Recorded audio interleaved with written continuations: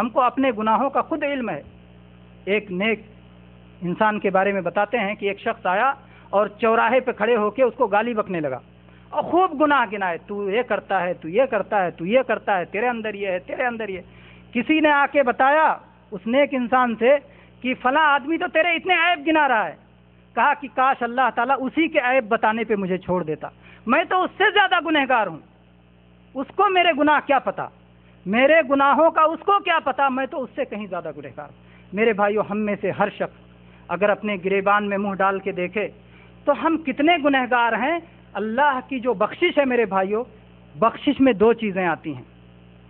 بخشش میں آتی ہے گناہ کو چھپا دینا اور گناہ کو معاف کر دینا، دونوں اللہ کی بخشش ہے۔ اللہ گناہوں کو چھپاتا بھی ہے اور گناہوں کو معاف بھی کرتا ہے۔ اسی لیے اللہ تعالیٰ نے بتایا ہے کہ وہ بندوں کی معافی نہیں ہوگی کہ اللہ نے چھپا دیا اور اس نے اپنے گناہ کا اعلان کر دیا۔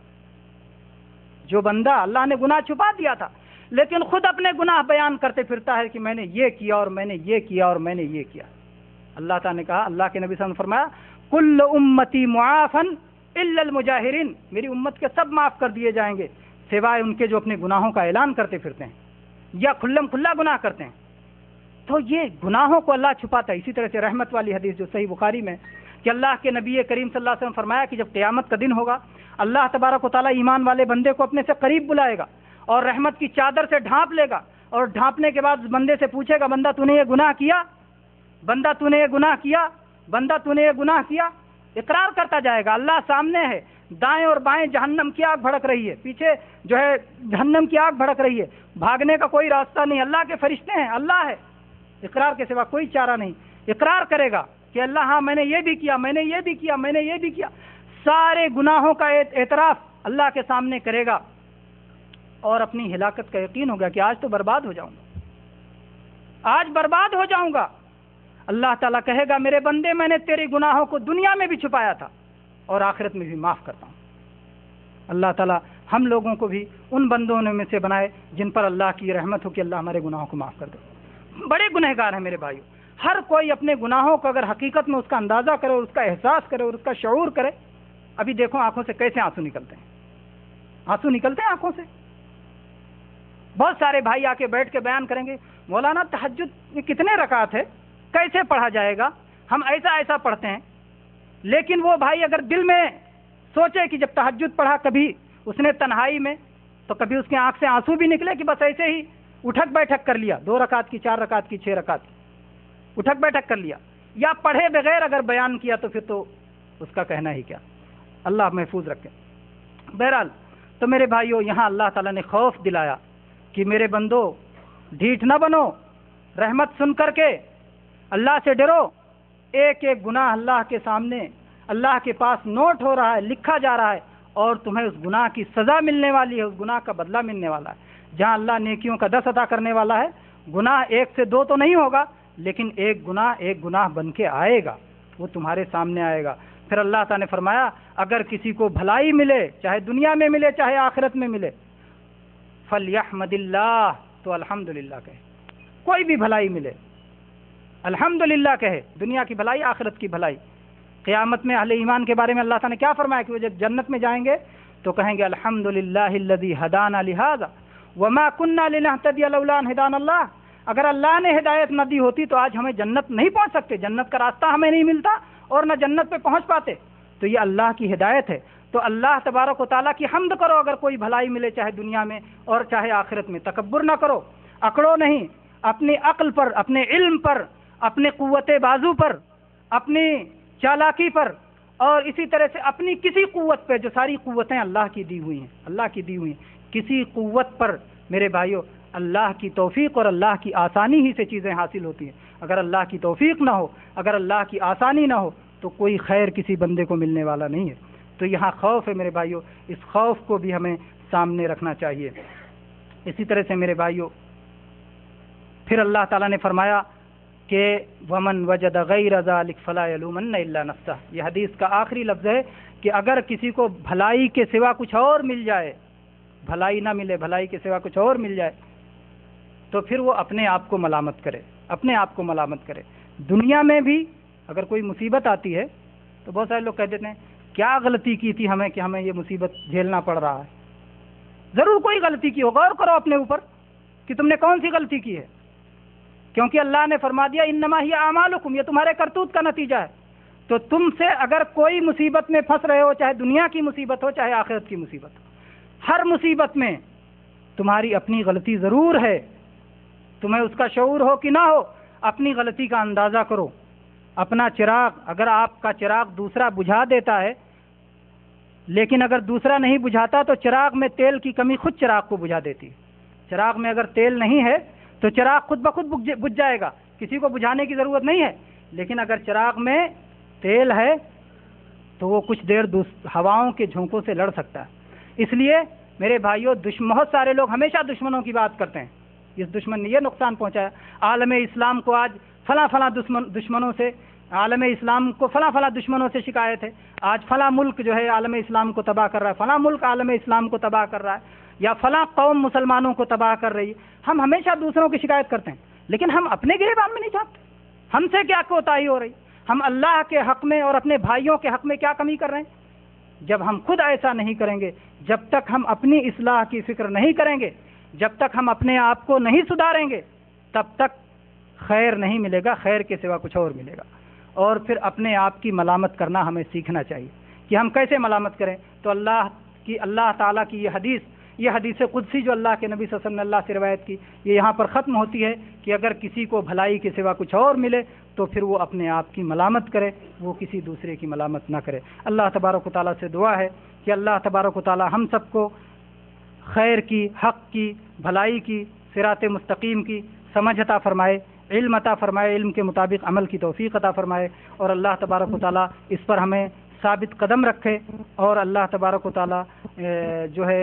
اس کی وجہ سے اللہ تبارک و تعالیٰ ہمیں جنت نصیب فرمائے، جہنم سے ہماری حفاظت فرمائے۔ آمین وآخر دعوانا ان الحمد للہ رب العالمین وصلی اللہ علی نبینا وسلم۔ السلام علیکم ورحمۃ اللہ وبرکاتہ۔ حاضرین کرام، ایک عظیم ترین حدیث قدسی کی شرح آپ حضرات سن رہے تھے۔ اللہ تعالی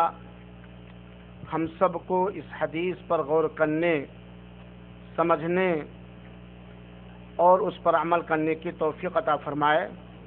آمین۔ چونکہ وقت کافی گزر چکا ہے،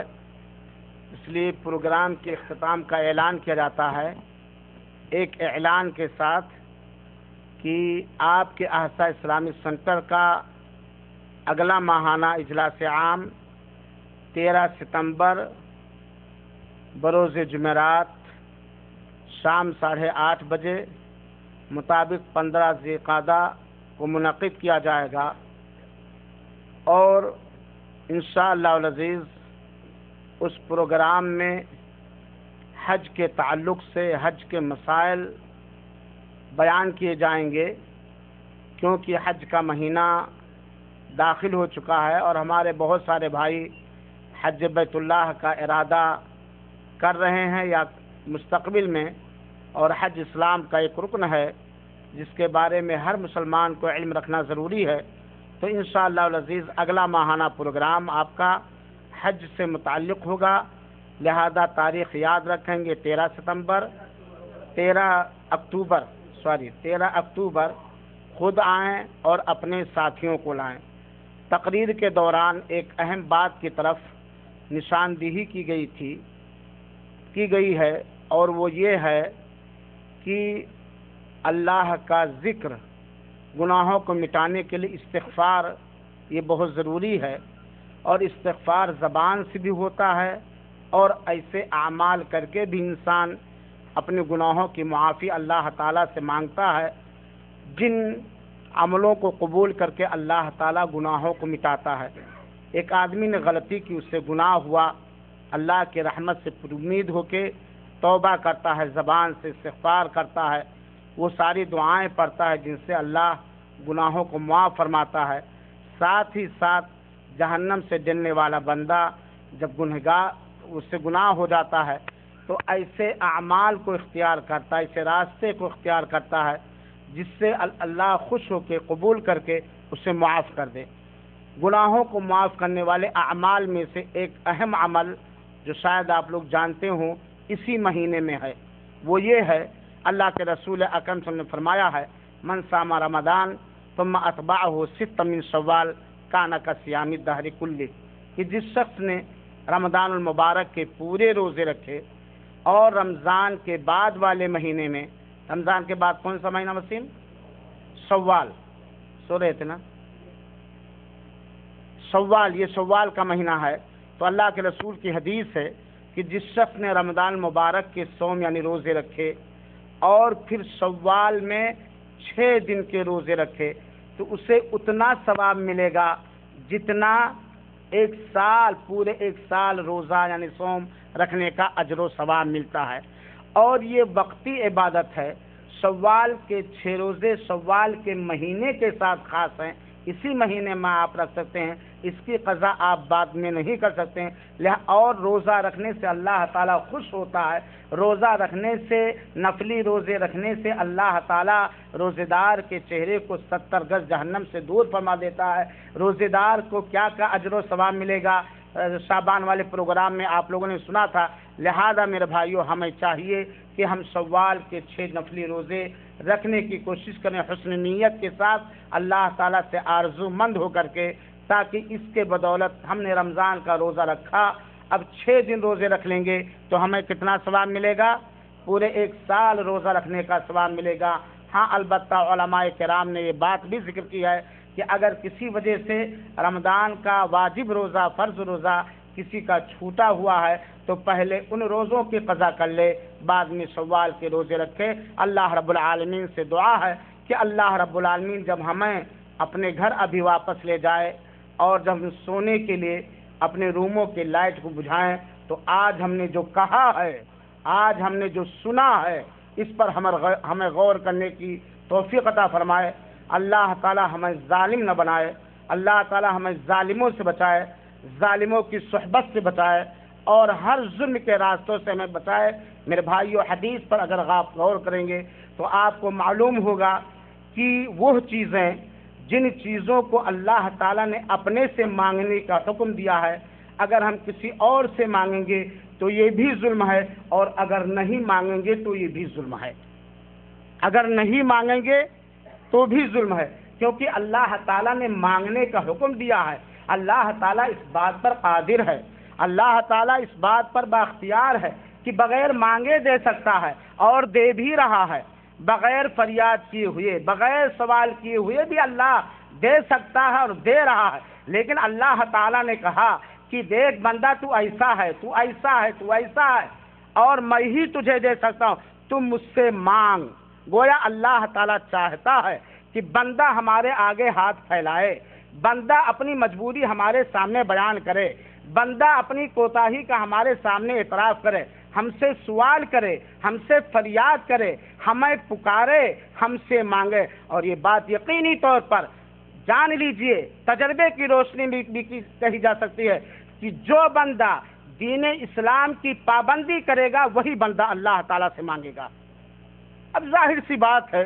وہ بندہ جو مسجدوں سے دور ہے، مسجدوں سے دور ہے، نمازوں سے دور ہے، قرآن کی تلاوت سے دور ہے، اچھی صحبت سے دور ہے، جس کا اٹھنا بیٹھنا، رہنا سہنا برے لوگوں کے ساتھ ہے، بری چیزوں کے ساتھ ہے، اس بندے کے دل میں اللہ کی قدرت کا اختیار کیسے پیدا ہوگا؟ اس بندے کے دل میں اپنے محتاجی کا احساس کیسے پیدا ہوگا؟ اس بندے کے دل میں اللہ کی محبت یا اللہ کی رحمت سے امید کیسے پیدا ہوگی؟ اللہ کی رحمت سے امید اس بندے کے دل میں پیدا ہوتی ہے جس بندے کو اپنے گناہ کا احساس ہوتا ہے، جس بندے کو اپنے کوتاہی کا احساس ہوتا ہے، جس بندے کو اللہ کی قدرت کا احساس ہوتا ہے۔ لہذا میرے بھائیوں، جو آج ہم نے کہا ہے، جو آج ہم نے سنا ہے، اس پر ہم غور کریں کہ کہیں ہم ظالم تو نہیں ہیں، کہیں ہم اللہ تعالیٰ سے مانگنے میں کوتاہی تو نہیں کر رہے ہیں، یا کہیں وہ چیزیں جن کے دینے کا اختیار صرف مالک الملک کو ہے، جس کے دینے کا اختیار صرف عالم الغیب و شہادہ کو ہے، جس کے دینے کا اختیار عرش بری پر مستوی اللہ رب العالمین کو ہے، کیا ہم کسی اور سے تو نہیں لو لگا رہے ہیں ان چیزوں کے مانگنے میں؟ کیا کسی اور سے ہم تو نہیں آرزو کیے ہوئے ہیں؟ کیا کسی اور سے تو ہم نہیں پر امید ہیں؟ لہذا میرے بھائیو، یہ حدیث بڑی عظیم ترین حدیث ہے، بار بار اس پر بولنے، سننے اور سمجھنے کی ضرورت ہے اور غور کرنے کی ضرورت ہے۔ اللہ تعالیٰ سے دعا ہے کہ اللہ تعالیٰ مجھے اپنا فقیر و بھکاری بنائے، اللہ تعالیٰ ہمیں اپنے سے فریاد کرنے والا بنائے، اللہ ہمیں اپنے ظلم کا احساس کرنے اور اس ظلم کو مٹانے کی توفیق عطا فرمائے، اللہ تعالیٰ ہم سب کو عدل و انصاف والا بنائے، اور اللہ رب العالمین ہمیں دعا کرنے کی توفیق عطا فرمائے اور ہماری دعاؤں کو قبول فرمائے۔ آمین وصلی اللہ وسلم علی نبینا محمد صلی اللہ علیہ وسلم۔ میرے بھائیوں، کھانا حاضر ہے، کافی کھانا ہے، آپ لوگوں سے گزارش ہے کہ کھانا کھا کے جائیں گے، ایک صحن پر 5 6 آدمی جیسے مناسب ہو بیٹھ جائیں گے، کھانا کھانے کے بعد اپنی جگہ صاف کر لیں گے۔ اللہ رب العالمین ہم سب کو رزق حلال نصیب فرمائے، آمین وصلی اللہ وسلم علی نبینا۔